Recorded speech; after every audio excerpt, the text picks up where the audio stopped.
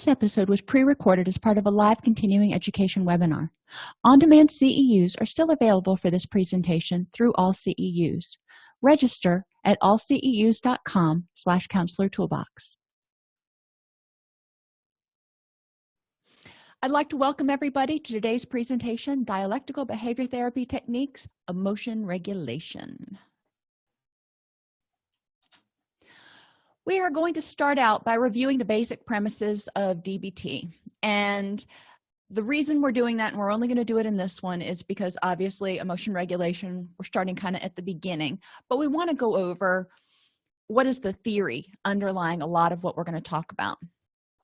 We'll learn about the HPA axis, and this isn't something that Linehan talks about in DBT, but it is important for understanding our physiological stress reaction.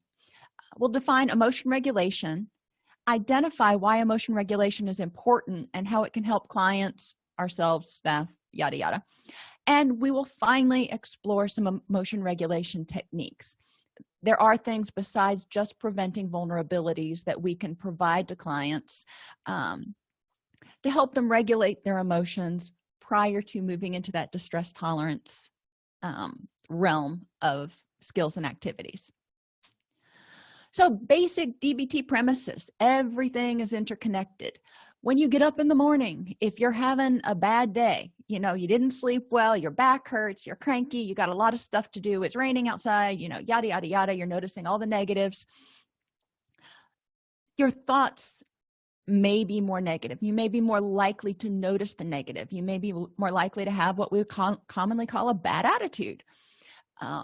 If you start to have a better attitude, what happens to what you observe? And we'll talk about that in a little while. Reality is not static.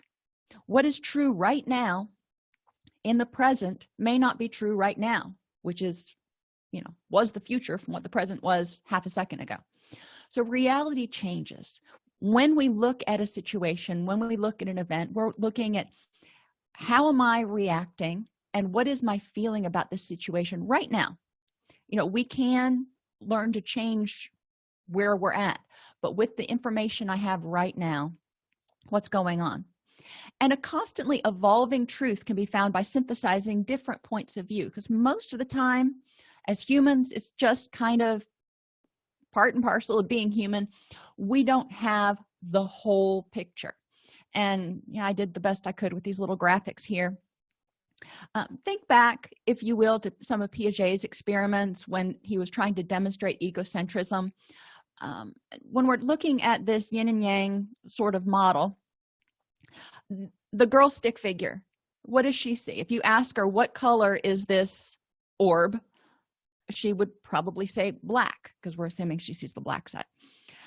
If we ask this little stick figure model over here, what color is the orb, he's seeing the white side, so he'd say white. Now if we ask the little confused guy who is standing kind of on the third side or the south side, he sees both of them.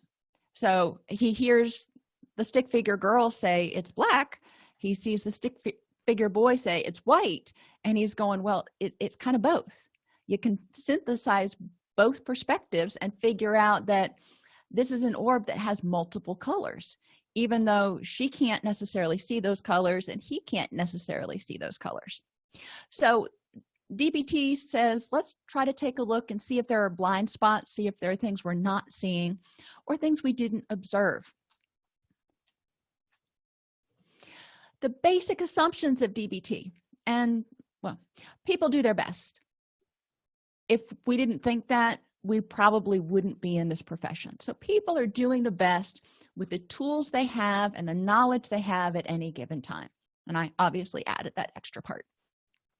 People want to get better and be happy. Most people don't want to be miserable. If it seems like they don't want to get better, then we need to ask ourselves, what is the benefit to them to staying miserable? Why is it scarier, more threatening, more awful to look at getting better or being happy? And that's one of those motivational things. We're not going to go there today.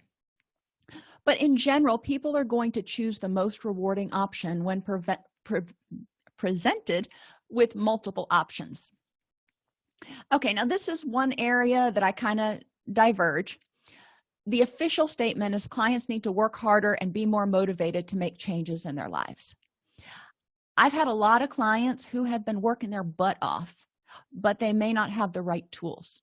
It's like trying to unscrew something that is Phillips head with a butter knife. They're working really hard, but it's not going anywhere because they can't get any traction. So I crossed out the work harder, and I tend to replace it with work smarter. Clients need to work smarter. They need to have more tools. They need to have more effective tools. And some of the tools they have may be really awesome if we just tune them up a little bit, sharpen them, oil them, grease them, whatever you need to do. And more motivated to make changes in their life. And you're saying, well, they're in therapy. They're coming here for whatever reason. Why aren't they motivated to make changes? Well, again, let's look back at motivation. What's the most rewarding choice? If they've tried to make changes before and it hasn't worked out, and they've been told that it was their fault, they were being resistant, or they were blamed in some way, or they just felt disempowered, what's going to make them motivated to try to do that again? Please let me run the gauntlet again. Most people don't want to do that. So we need to help clients work smarter, understand that they are working hard, and they need to continue to do so. And we're going to help them get more effective tools. And we need to help them get more motivated. We need to help them see that this time it's going to be different, maybe just a little bit different, but this time we're trying something new. It may be different. Even if people didn't create their problems, they still must solve them. Yep. If you grew up in a dysfunctional household, you didn't create that problem, but it is negatively impacting you today. So you're going to have to fix it if you want to be happy, which obviously is the whole goal. The lives of suicidal or addicted people are unbearable. And when we're talking about DBT, we're generally talking about people who are highly emotionally reactive. And suicide, self-harm, those behaviors are a way at this point that they're trying to figure out how to tolerate what seems like an unbearable situation in their head. Addiction is much the same way. It provides some relief from something they feel they have no control over. People need to learn how to live skillfully in all areas of their life.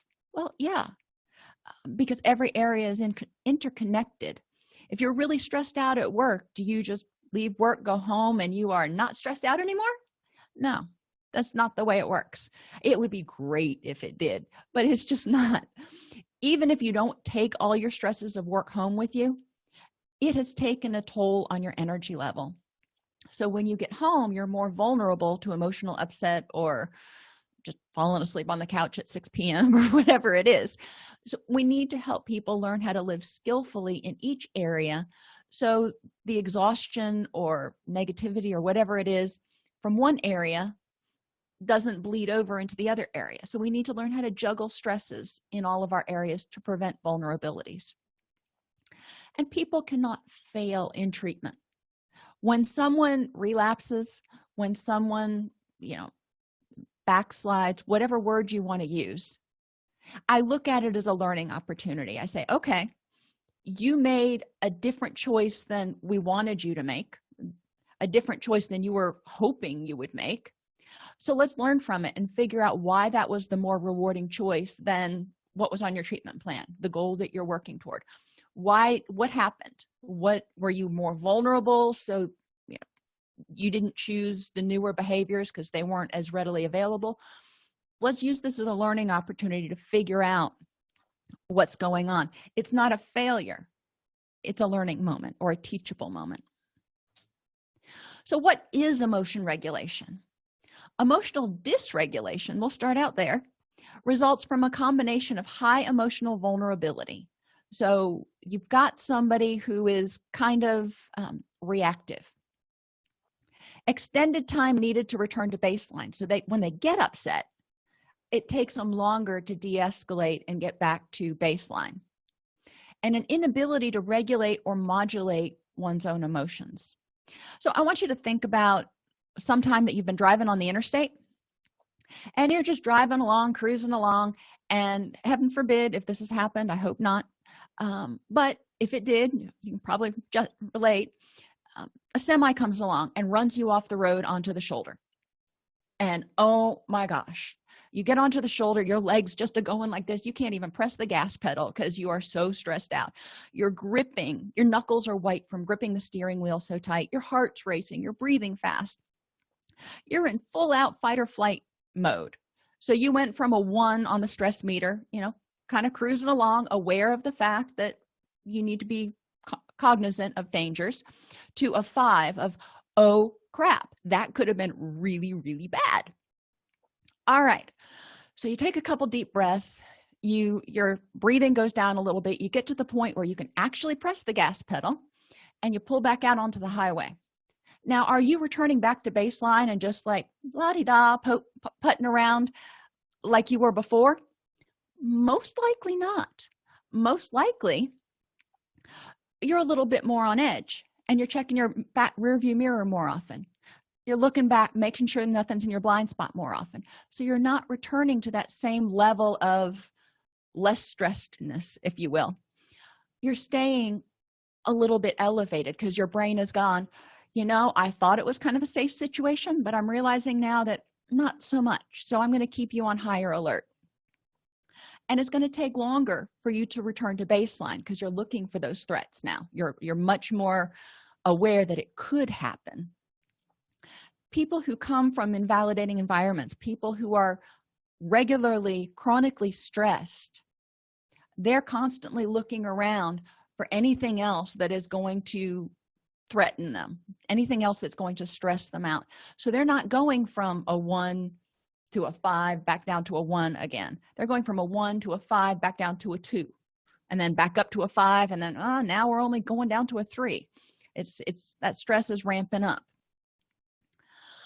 So we need to figure out how to help people de-escalate, get back down to that 1 and realize, okay, I got this. That was a really unpleasant situation, but I got this now. Emotional vulnerability refers to the situation in which an individual is more emotionally sensitive or reactive than others, or than they normally would be. Some people, this is kind of, and when we're talking about personality disorders, this is pervasive. When we're talking about someone who has been under a bunch of stress for 6 months, this may be a situational sort of thing that we need to help them figure out how to get out of, but it may not be something that is completely and utterly pervasive.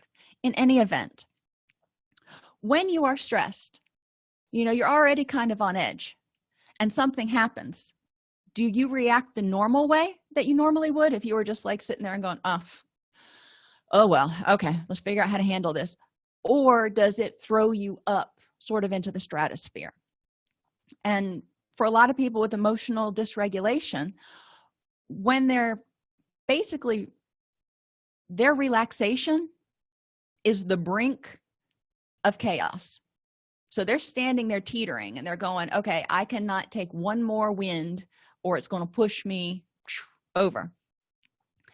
And then they calm down, they get upset, and they're kind of on free fall for a while. They get their balance again, but then they're still right there on that precipice. They never come all the way down. So what we want to look at is what's going on with these people that's making them more reactive, that's making them more alert and more hypervigilant to stresses and stressors. Some of these may be because of differences in the HPA axis, which play a role in making people more vulnerable or reactive. And we're going to talk about the HPA axis in a minute. Environments of people who are more emotional reactive are often invalidating. And what does that mean? Well, take Jane. Jane has had a heck of a 2-year period. There's just been death after death, a job loss. She lost her home. She's living in an apartment right now that she's not happy in. Yeah, you can just pile stuff on. Okay. So Jane's really struggling right now. She's holding on and really trying to do the next right thing. She's trying to make ends meet, trying to do what's right by her kids. She's feeling really stressed out. And then something happens, something that most of us would react with a 2. It's annoying, but it wouldn't throw us into utter chaos. Well, Jane's on that precipice. Jane's already at a 4, maybe a 4.5, depending on the day. So when this happens, that 2 puts her over. On a scale of 1 to 5, that 2 puts her at a 6.5, which is in free fall. But people may not understand that. They may not understand what's going on in Jane's life. And they're like, this is not that big of a deal. Why are you just totally overreacting? Which makes Jane feel guilty, feel self-conscious, and feel misunderstood. So then she feels isolated and rejected. And we've talked about basic fears being rejection, isolation, failure, loss of control, and the unknown. Well, Jane's kind of experiencing all of those right now. And the people around her, instead of being validating and going, okay, you were already stressed out, I can see how this was just the straw that broke the camel's back, they're going, what is your problem? So she doesn't feel like she's got social support. She's out there an island unto herself. So we want to help Jane with emotional regulation, because we know she's up here and we know she doesn't like going into that free fall. But how do we help her? Emotional regulation is the ability to control or influence which emotions you have, when you have them, and how you experience or express them. And that's a quote straight out of Linehan's book. So emotion regulation prevents unwanted emotions by reducing vulnerabilities. So you can go through life, you can go through the day, you can experience stress, but instead of feeling overwhelmed or enraged, you might feel mildly irritated for a second and then choose to move on. Emotion regulation helps people learn how to change painful emotions once they start, so you don't get stuck nurturing that emotion or feeding into it and being angry with yourself because you got angry about something you have no control over. It teaches that emotions in and of themselves are not good or bad. They just are. It's your brain's hardwired way of responding based on, wait for it, the information that it has at this particular point in time. Spiders. If you're afraid of spiders, that is your brain's way. You see a spider and you feel fear. It's your brain's way of going, threat. Spiders can be poisonous, big threat. So you want to get away from it. That's your body's way, your brain's way of going, let's survive. We want to do this. Now, you can figure out, you can learn more about spiders, so in the future, when you encounter them, you realize that they're not, 99% of them are not threatening to humans. But right now, in this moment, your brain is saying, warning, get away. And you probably want to do that. So it teaches that emotions in and of themselves are just prompting us to do something. They are survival responses. And suppressing them makes things worse. Telling yourself, I shouldn't feel afraid. Does that do any good? If your kid comes to you and tells you that, I'm having a really crappy day, or I hate this, does it usually do any good to tell them, well, you shouldn't feel that way? Feel better. Just be happy. Does that work? I've never had an experience where that worked. Now, it may work for some people, but so we want to help people identify their emotions, but not get consumed by them.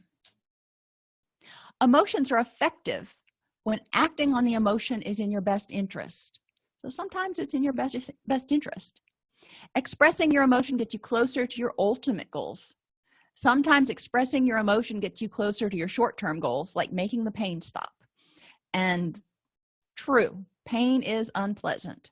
However, in the big scheme of things, 15 minutes from now, 3 hours from now, is that getting you closer to the goals that you really want to achieve, or was it just a stopgap?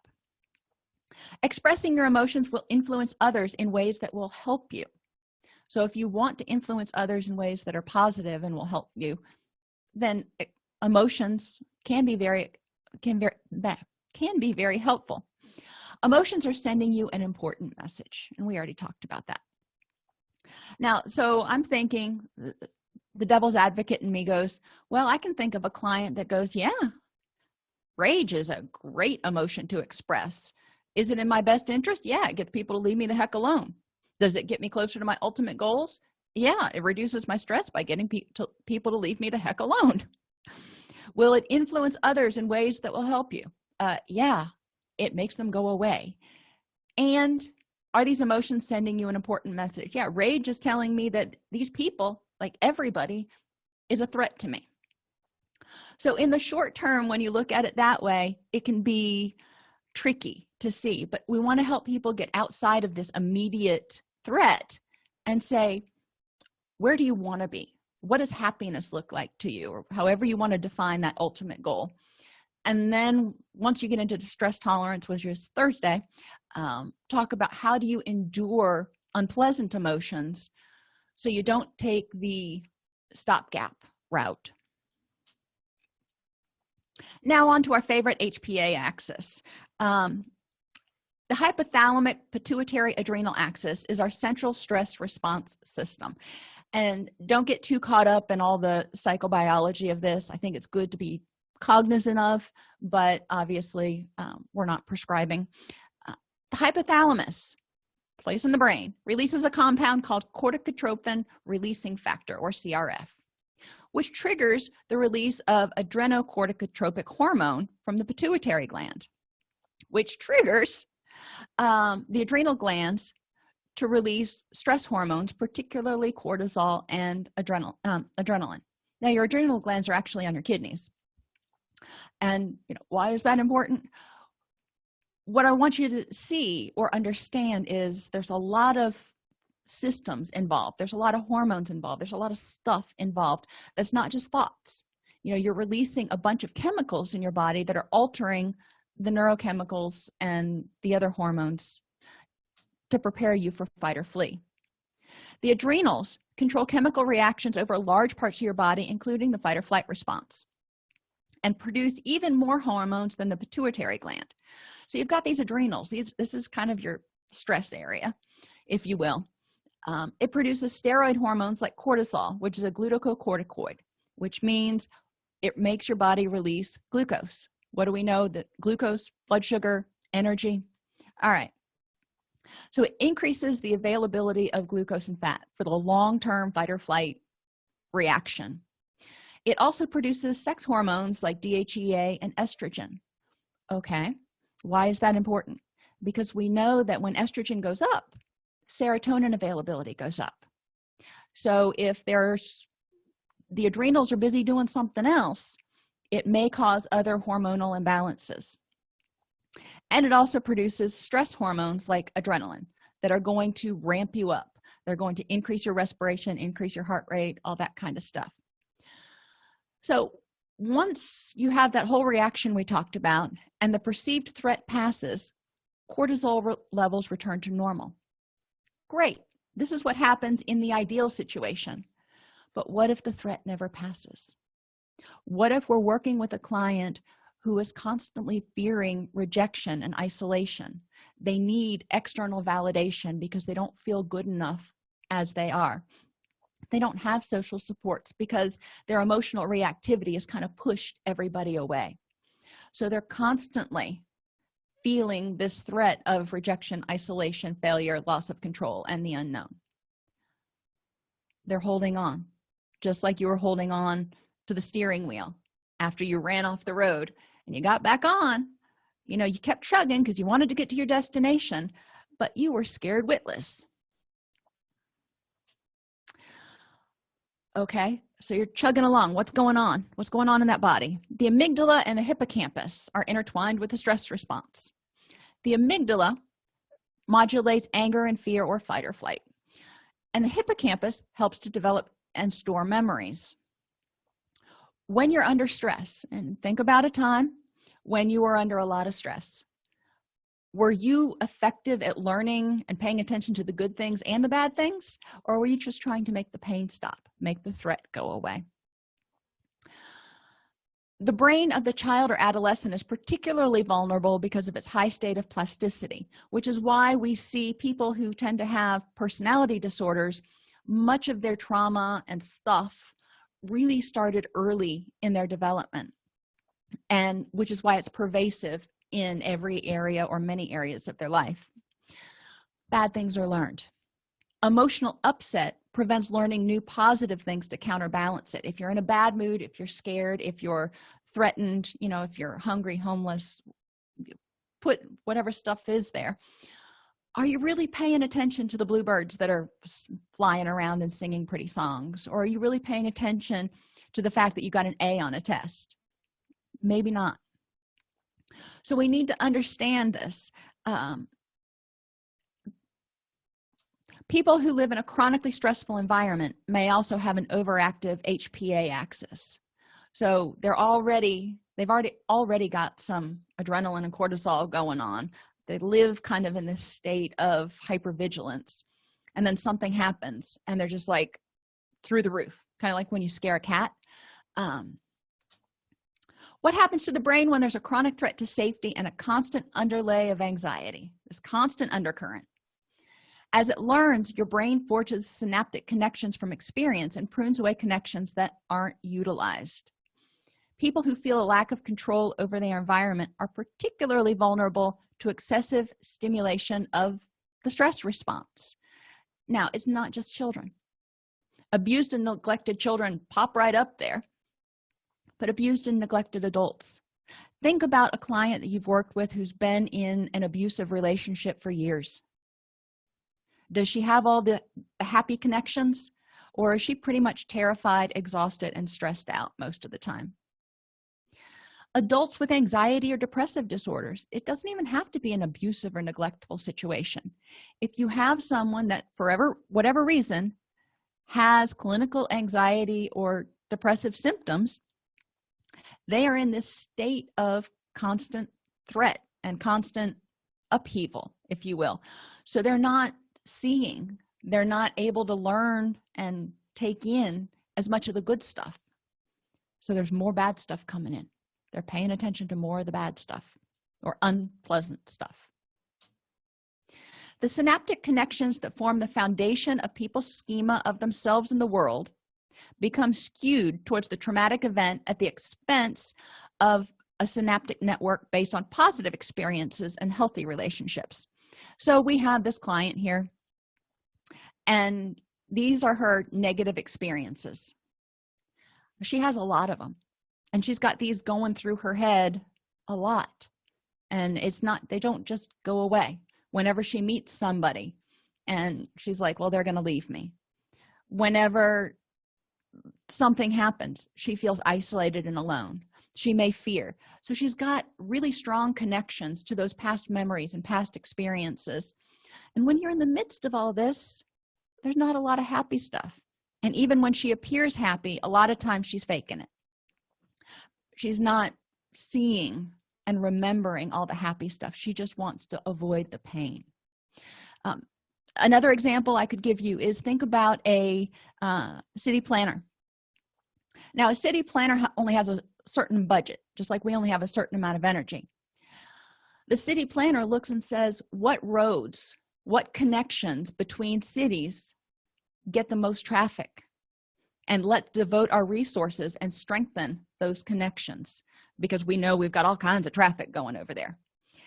And those roads that really aren't traveled, those back roads, we don't need to pay much attention to them right now, because we need to make sure that those roads that are used the most are strong. That's the best analogy I can give without putting out strings and everything else. So the hypervigilant state activated by the stress response disrupts our ability to focus and learn. We're just trying to not die. We're trying to not be consumed by pain. It impairs the ability to form new memories and recall information due to the physiologic changes in the hippocampus. It's not time to learn and process and do all that kind of stuff. Have you ever tried to study for a test when you had 16 other things going on that you were stressed about? How well did you remember this stuff over here? Sometimes people relate things to prior experience, well, most of the time. So maybe they've had a lot of dysfunctional relationships and they start to get in a relationship. Which side is going to be triggered? The negative memories or the positive memories? And then you have somebody who maybe has had some positive relationships. They start to get into a relationship and they remember some of the positive because there have been some really good relationships, but they may remember the negative too, but most likely they're going to remember more strongly the positive. So what's their reaction going to be? If we're trying to help our clients develop a healthy support system, we need to help them address some of those highways that are going towards the negative memories. Emotion regulation is transdiagnostic or useful with many disorders. It helps people increase their present focused emotion awareness. It says, right now, right here, right now, what are your feelings? What are your physical sensations? What are your thoughts and what are your urges? It helps people increase cognitive flexibility because it helps them kind of step back and take a look and say, okay, what are my options? Let me step back from being intertwined with this feeling and go, okay, I feel angry. Got it. What are my options here? What do I usually do? What do I want to do when I'm on autopilot? But what are some other options I could do that might help me move toward where I want to go? Identifying and preventing patterns of emotion avoidance and emotion-driven behaviors.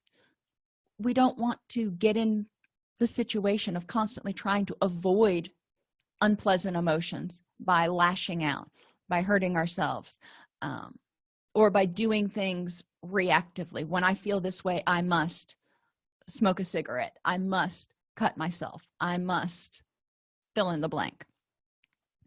We want to help people find alternate ways and be able to step back and say, that is an option. Is it the option I want to choose today? Increasing awareness and tolerance of emotion-related physical sensations. Sometimes these physical sensations are just so powerful and so overwhelming, and sometimes the rush of adrenaline and that foggy, wibbly wobbly feeling you get in your head when you have just adrenaline coursing through your veins is so overwhelming that people don't know what to do with it and they're afraid it won't stop. So let's help them increase their awareness and tolerance of this, help them understand that it passes, and use emotion-focused exposure procedures. When they get upset, help them think about things in group, in session, that get them a little bit revved up. We don't want to precipitate a full-scale crisis, or talk about something that happened last week that got them upset, and let's apply these procedures. Emotional behavior is functional. To change the behavior, it's necessary to identify the functions and reinforcers of the behavior. So when they did it, let's talk about cutting, because that is one of those behaviors that we see, or self-injury. It's what is the function of that behavior? Cutting or self-injury is a way of inflicting physical pain where the person has control and they focus on that and they feel a sense of mastery when the stuff going on in their head feels completely uncontrollable and intolerable. It diverts their attention, and it also is something that they can control how much pain they're in. So that's how it's functioning. Now, is that the best response we want? No, but we can see why somebody might engage in that behavior. What reinforces that behavior? Well, when they do that, not only do they get a reprieve from this emotional turmoil that they don't feel like they can touch or control or do anything with, but their body also releases endorphins. It releases natural painkillers to kill that physical pain, which makes them feel a little bit better. So they've got kind of a double whammy on reinforcers there. So we understand that. Now we need to find something else that they can do and help them figure out how to tolerate the turmoil. Emotions function to communicate to others and influence and control their behaviors, and serve as an alert or an alarm to motivate one's own behaviors. So let's talk about the first one. Communicate to others. So I'm communicating to around me, the people around me, through my emotions, what's going on. If I'm angry, I'm lashing out, I'm going to influence people's behavior, and they're probably going to back off. If I am sad or crying or scared, that might bring them closer and in a more supportive sort of thing. Again, you've got to look at some of the behaviors. Self-injury can elicit a caretaking response. But these emotions, before somebody actually starts acting out the behaviors, the emotions serve as a cue that, okay, Sally is getting ready to go into free fall. So they can start reacting sooner. And it serves as an alert or an alarm to the person to motivate their own behaviors. If you know you're on the precipice, if you know you're right on the edge of being vulnerable, being cranky, being real irritable that day, it can motivate your own behaviors to figure out how to reduce some of your vulnerabilities. Identifying obstacles to changing emotions. Now, we can't just say, just be happy. And all of a sudden somebody's like, oh, I don't know why I didn't think of that. I'm just going to go ahead and be happy. That's just not how it works. So we want to look at organic factors. Do they have an organic, long-standing chemical imbalance of some sort? And it may not be neurochemical. It may be hormonal. They may have too much estrogen, too much testosterone, too little estrogen, too little testosterone, whatever. Let's figure out, have them go see their doctor and figure out if there's something, thyroid hormones, whatever, that might be affecting their mood. Okay, once we identify anything that we can tweak there, we can't measure neurotransmitters. We're out of luck there because they're found in so many places in the body that there's no way to isolate how much serotonin is actually in the brain. Can't do it yet. We want to look at other factors that are biological imbalances, neurochemical imbalances that are caused by chronic stress, that are caused by addiction, sleep deprivation, and nutritional problems.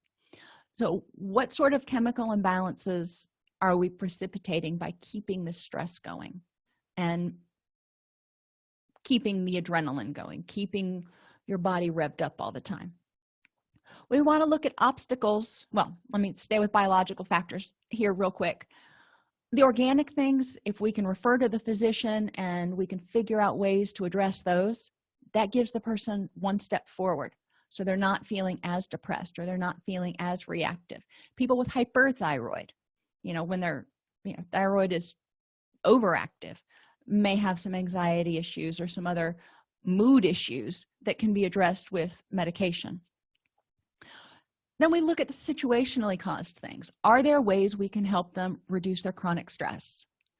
Sometimes there are some easy right now sort of solutions. Other times the chronic stress comes from issues that are so long standing, it's going to take a while. It's not that we can't do it, but it's going to be a process. So we move on and we say, okay, addiction. We know that when people use stimulants, it revs them up and then they crash.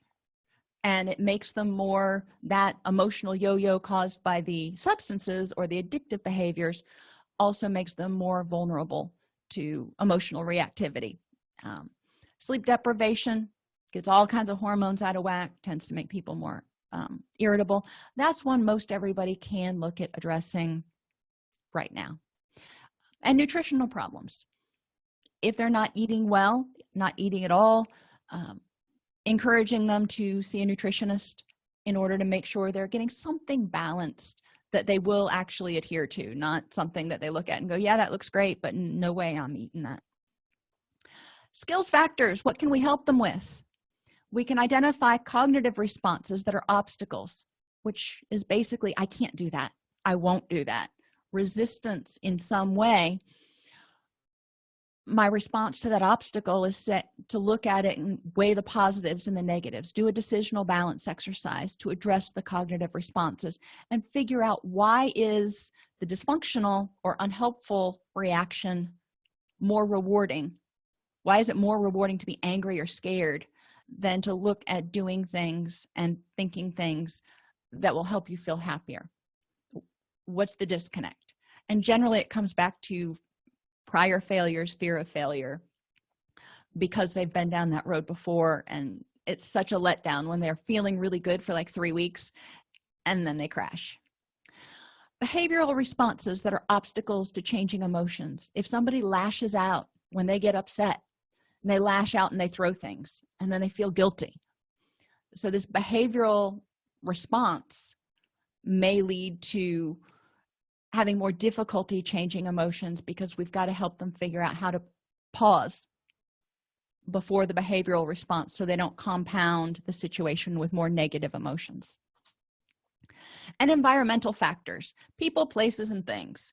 Being in environments where you're surrounded by people who either egg on negativity or who bring out, they're with you, they're talking about conspiracy theories, they're just negative about everything, or they're critical of you, or remind you of situations where you've been criticized before. So first, we want to help people identify and label emotions. A lot of our clients are relatively alexithymic. They have a small repertoire, if any, of noting their emotions. They just generally go from situation to reaction, and labeling what they felt is kind of a mystery. So we want to help them, and doing it retrospectively is fine at first, because that's probably all you're going to be able to get. The event prompting the emotion. What were your thoughts, your physical sensations, and your urges? Help me describe this in enough detail that if we were going to give it to an actor or an actress, they could recreate the situation. What expressive behaviors were associated with that emotion? Did you cry? Did you throw things? Did you hit the wall? What were your interpretations of that event in the moment? Not retrospectively, but in the moment, what were your interpretations of what was going on? What history prior to the event increased your vulnerability to emotional dysregulation? Lots of big words. What happened prior to that already stressed you out or had you on edge? And we go through a whole bunch of different things, and this is behavior chaining. We're looking at kind of what led up to the event, what made you more vulnerable, and what were you feeling at that time. And then what were the after effects of the emotion or the reaction on your other types of functioning? So after this event, and you went on free fall, and you got angry, and you lashed out, and you screamed, and you threw things, how did that affect your work? How did that affect your relationships with your family? How did that affect your mood and just generally your sense of being in yourself for the rest of the day? Changing unwanted emotions. Okay, so we've started labeling them. We figure out what we're feeling. We figure out that, when we feel that way, we act in ways that make us feel worse afterwards. What do we do about it? Let's change them. All right, we already talked about the obstacles, and we're trying to address those. But in the moment, check for facts. Ask yourself, what are the facts for and against my belief? If you believe that someone did something to be antagonistic towards you, okay, what was their motivation? What are the facts for and against that? Also ask yourself, is this emotional or factual reasoning? Am I making a decision based on how I felt? I felt attacked, therefore I must have been being attacked. Or facts. I felt attacked, yes, but that was because this person said A, B, C, D, E, and all of those were very attacking, and I felt like I needed to defend myself. So those are two check the facts sort of steps. And you can go with problem solving. So let's change the situation that's causing the unpleasant emotion. Like I said with spiders, in the moment, you may not have enough information to not feel scared. But maybe your spouse really loves hiking and camping, and you want to go, but you're afraid of those darn spiders. So how can you change the situation so spiders don't trigger that same reaction? Increase knowledge. Increase exposure. There's a lot of different ways, but problem solving says, okay, what can I do so my reaction, my correct reaction, is not one of threat or anger, but it is one of at least mild acceptance. Prevent vulnerabilities, which helps reduce reactivity. If you are 100%, you get up and you're like, oh, this is going to be a good day today. Things that come your way are probably going to roll more like water off a duck's back than smack you upside the face like a mud pie. So we want to prevent vulnerabilities. Turn down the stress response, because when you're not up here already, then you can fluctuate a little bit more. And they help the person be aware of and able to learn and remember positive experiences. So if you turn down that vulnerability and somebody's in a good place, or a better place than they were, at least, they're going to be able to notice, and we're going to want to encourage them to notice the positive experiences. Instead of thinking that all people are threatening, all people are going to hurt me, all people are going to leave, they might notice that there's Sally over here, who's worked here for the 15 years with me, and she's there. She sometimes calls in sick, but then she comes back. She's generally in a good mood. She's actually not such a bad person. And you start noticing some of the things that are not self-fulfilling prophecies.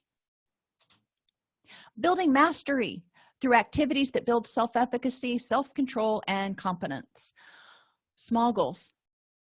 We don't want to say, you don't want to set a goal where somebody needs to go an entire week without having an emotionally reactive response. Let's say go 4 hours, or maybe even a whole day. That would be wonderful.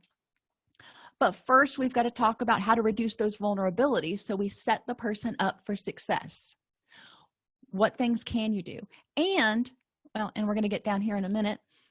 What can you do if you wake up and you're feeling vulnerable? The creepy cruds are going around. They actually canceled school for the entire week for the county school system. The kids are off for an entire week because of illness right now. But you wake up in the morning and you've got a fever and a sore throat, and you're like, I really don't want to go to work and get out of bed today. What can you do to prevent being grumpy and being overly reactive throughout the day? Mental rehearsal. And this can go for if you're getting ready to do something scary or threatening, seeing yourself do that and do it successfully. And this can even be during the day, just envisioning yourself getting up, eating your breakfast, driving to work, going through your day, seeing that one person at the office that always has some sort of snarky comment to say or whatever irritates you, laughing at it or dealing with it just fine, going through everything in your day as you would like to see it happen. Envision it. See what you can do. Rehearse it. Rehearse how to handle negativity. If you're going to have to go in for your annual evaluation with your boss, okay, so mentally rehearse how it's going to go. How are you going to react?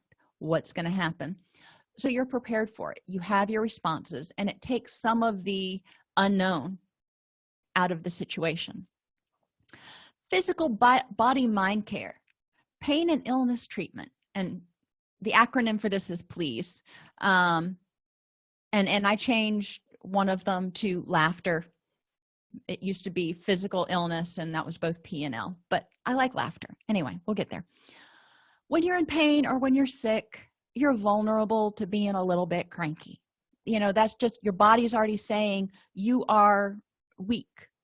Back in the day when you had to defend yourself against predators, the sick ones and the ones that were in pain were the ones that usually got taken out first. There's a part of our brain that still remembers that for whatever reason. So when we're in pain or when we're sick, our body keeps our cortisol levels higher and the stress response a little bit higher. So we want to deal with those things, but know if we wake up and we're in that situation at the moment that we're a little bit more vulnerable. So we need to handle with care. Laughter. You can't be miserable and happy at the same time. Laughter releases endorphins. Laughter helps people feel a little bit better, find something to laugh at. And have on my phone, I keep comedy skits. Every once in a while, I'll just pop one in, even if I'm not having a bad day. Pop it in because I like to laugh. Eat to support mental and physical health. Avoid addictive or mood-altering drugs or behaviors that are going to put you on that up and down roller coaster that goes up and it goes even further down than you were when you started. Get adequate quality sleep and exercise. Exercise also helps increase serotonin and release endorphins, which helps people be in a better mood. Mindfulness is non-judgmental observation and description of the current emotions. And we're not going to really go deep into this right now. There's another class on mindfulness, and you can also Google it. Remembering that primary emotions are often adaptive and appropriate. I know I've said that like 6 times. Much emotional distress is a result of your secondary responses. Shame over having it. I shouldn't feel this way. Anxiety about being wrong.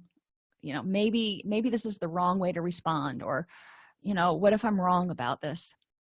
Or rage due to feeling judged for feeling that way.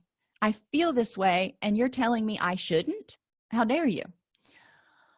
So mindfulness is kind of an exposure technique because it helps people identify that, yes, I feel that way, but it helps them learn to step back and figure out how to not judge that and just go, okay, I feel that way. Better, worse, whatever, that's how I feel.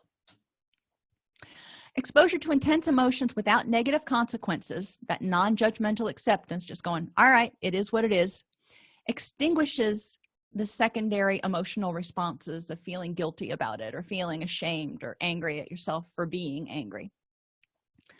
So think of it this way, and if you can't see this one, it was the best Bruce Lee picture I could come up with.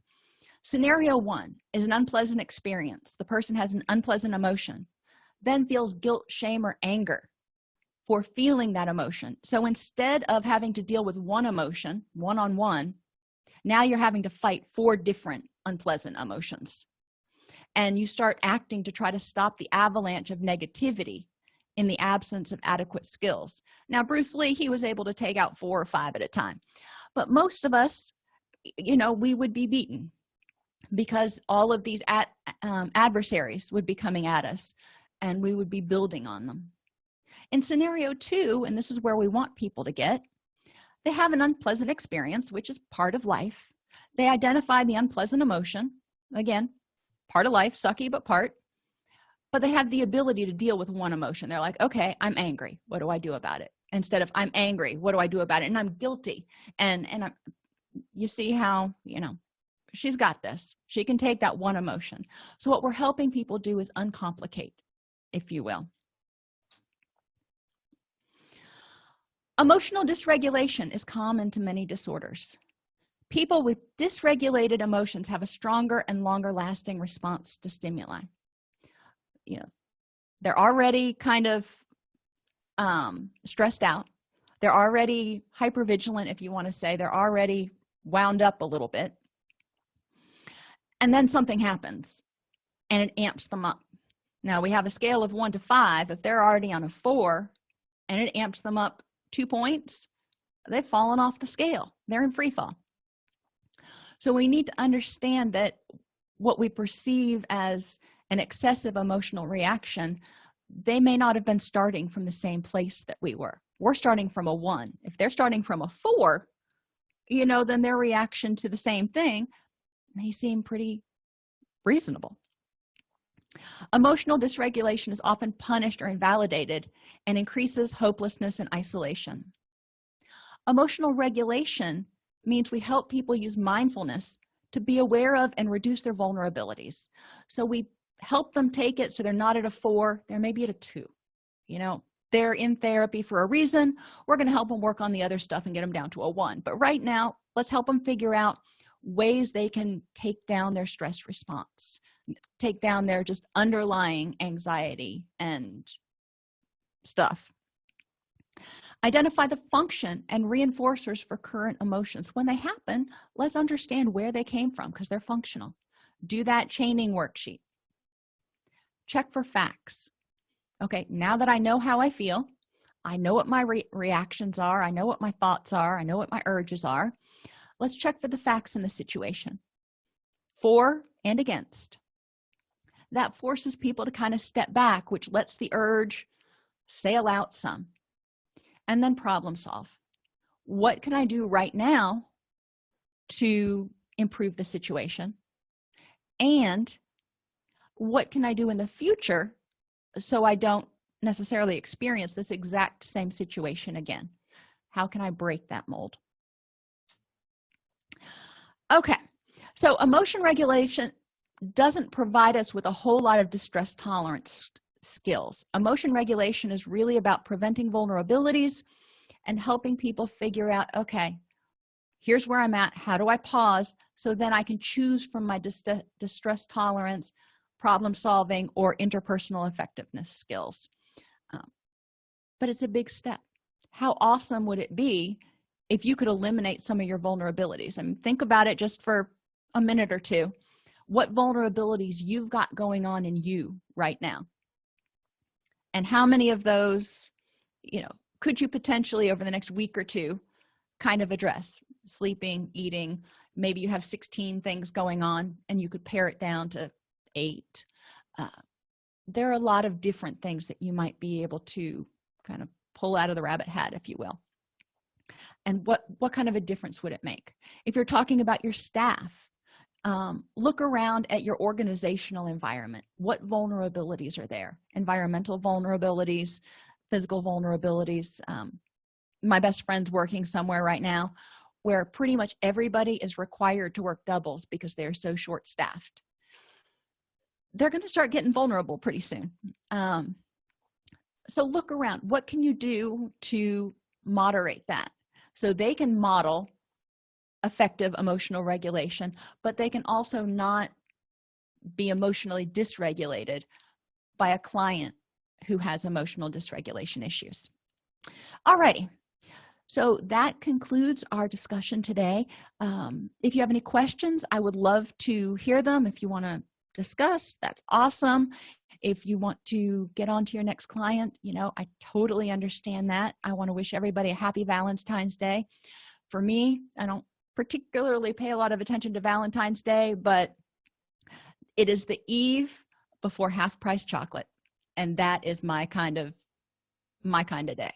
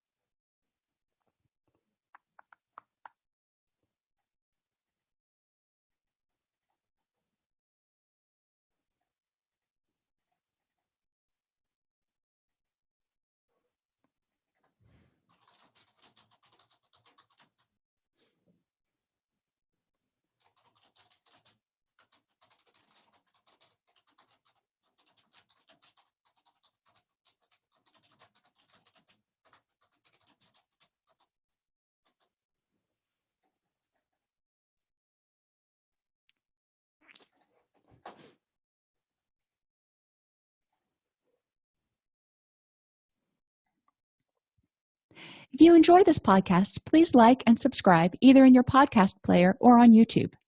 You can attend and participate in our live webinars with Dr. Snipes by subscribing at allceus.com/counselor toolbox. This episode has been brought to you in part by allceus.com, providing 24/7 multimedia continuing education and pre-certification training to counselors, therapists, and nurses since 2006. Use coupon code Counselor Toolbox to get a 20% discount off your order this month.